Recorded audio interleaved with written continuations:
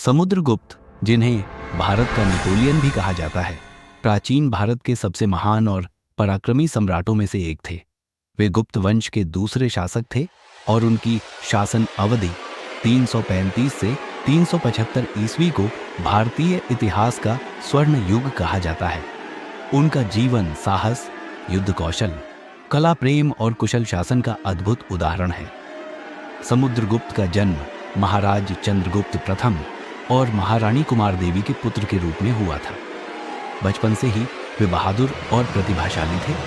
चंद्रगुप्त प्रथम ने अपनी मृत्यु से पहले समुद्रगुप्त को अपना उत्तराधिकारी बनाया।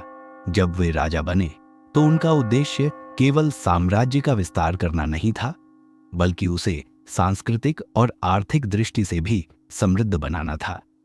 उत्तरी भारत का विजय अभियान सम्राट समुद्रगुप्त ने सबसे पहले उत्तरी भारत के राजाओं को पराजित किया। उन्होंने कई छोटे बड़े राज्यों पर आक्रमण किया और अपने राज्य में मिला लिया। उनका सबसे महत्वपूर्ण युद्ध कण्व वंश के राजाओं और नाग वंश के शासकों के विरुद्ध हुआ। उन्होंने उन्हें परास्त कर अपने साम्राज्य का विस्तार किया।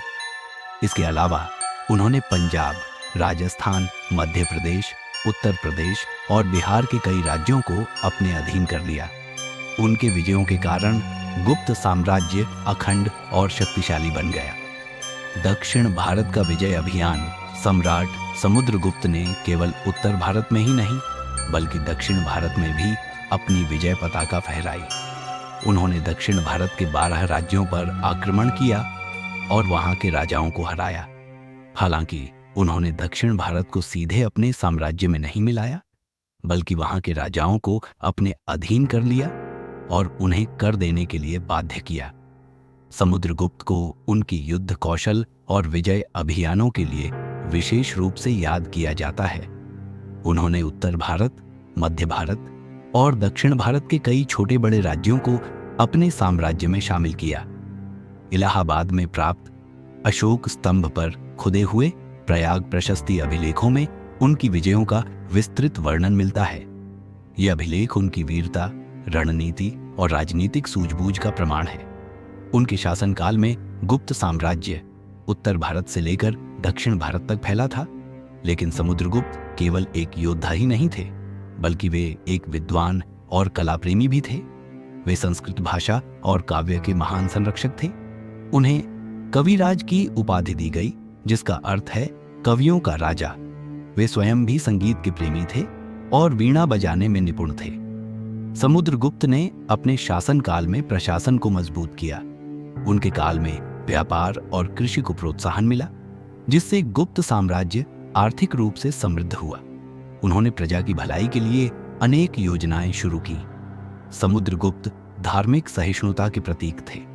वे हिंदू धर्म के अनुयायी थे, लेकिन उन्होंने अन्य धर्मों का भी सम्मान किया। उनके शासनकाल में बौद्ध, जैन और अन्य धर्मों को भी संरक्षण मिला। ये सहिष्णुता उनके कुशल और दूरदर्शी शासक होने का प्रमाण है।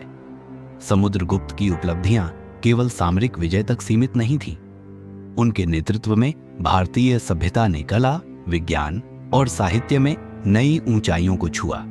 उनके द्वारा स्थापित प्रशासनिक और सांस्कृतिक नीतियों ने गुप्त साम्राज्य को सुदृढ़ और दीर्घकालीन बनाया। समुद्रगुप्त का जीवन हमें यह सिखाता है कि एक शासक को केवल विजय की नहीं, बल्कि अपने लोगों की भलाई और सांस्कृतिक विकास की भी चिंता करनी चाहिए। उनकी वीरता, विद्वता और प्रशासनिक कुशलता उन्हें भारत के इतिहास का अमर नायक बनाती है।